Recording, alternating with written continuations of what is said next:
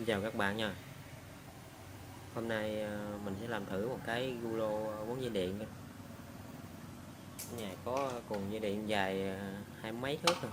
Mỗi lần quấn ra quấn vô nó xoắn xoắn ra bức cực quá.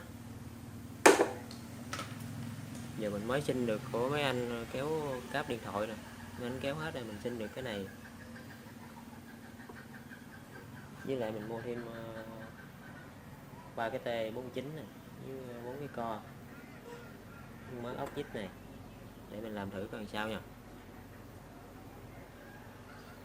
Giờ mình sẽ cắt cái này ra ngang đây và dời cái này lại gần gần vậy nè cho nó đẹp.